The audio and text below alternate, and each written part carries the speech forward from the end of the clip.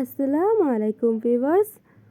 আজকে আমার খুব ইলিশ মাছ খেতে ইচ্ছে করছিল, কিন্তু বাসায় ইলিশ মাছ ছিল না, তাই আম্মু নারকেলি মাছ রান্না করলো, যা দেখতে প্রায় ইলিশ মাছের মতোই। এটাকে গরিবের ইলিশ মাছ বললেও চলে। তো এবার রান্না শুরু করা যাক। তো প্রথমে আম্মু তেল গরম করে নিল। তেল গরম হয়ে গেলে সেখানে দিয়ে দিবে পেঁয়াজ কুচি আর কয়েকটা গোটা কাঁচামরিচ।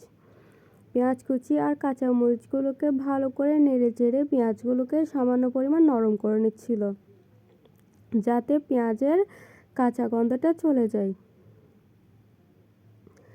যেসব মশলা মাছ বা মাংসের মধ্যে দেওয়া হয় এগুলোর কাঁচা গন্ধ থেকে গেলে খেতে ভাল লাগে না, তাই এমনভাবে কষাতে হবে যাতে সবগুলোর কাঁচা গন্ধই চলে যায়।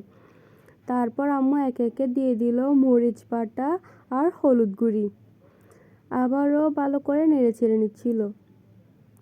মরিচ বাটা আর হলুদ গুঁড়ি পেঁয়াজগুলো সামান্য পরিমাণ ভাজা ভাজা বা নরম হয়ে যাওয়ার পর দেওয়া উচিত, তাতে তরকারির টেস্ট অনেক ভালো হয়।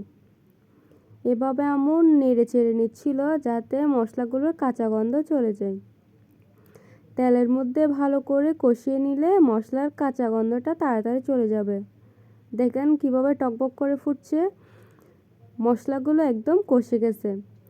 এখন আম্মু দিয়ে দিবে আলু। সব মাছের মধ্যে আমাদের আলু দেওয়া হয়, এতে আলু খেতে যেমন ভাল লাগে দেখতেও তেমন ভাল লাগে। আলুগুলোকে এভাবে পাতলা পাতলা স্লাইস করে দিয়েছে আম্মু, আপনারা চাইলে মোটা মোটা করে দিতে পারেন। তারপর সামান্য পরিমাণ পানি দিয়ে দিছে যাতে মশলা এবং আলুগুলো নিচে দিয়ে লেগে না যায়। তারপর ভালো করে নেড়ে চেড়ে আম্মু ঢাকনা দিয়ে দিবে যাতে আলুগুলো সিদ্ধ হয়ে যায় আর মশলাগুলো একটু কষে যায়। এই তো বলক চলে আসার পর আম্মু ঢাকনাটা খুলে নিচ্ছে। আলু আর মশলা দুইটাই কষে গেছে। আম্মু এখন ভালো করে নেড়ে চেড়ে দিয়ে দিবে আগে থেকে নুন হলুদ আর সামান্য পরিমাণ গরম মশলা গুঁড়ি দিয়ে মেখে রাখা মাছগুলো আগে থেকে লবণ দিয়ে মেখে রেখেছে, তাই আম্মু এক্সট্রা লবণ ইউজ করবে না তরকারিতে।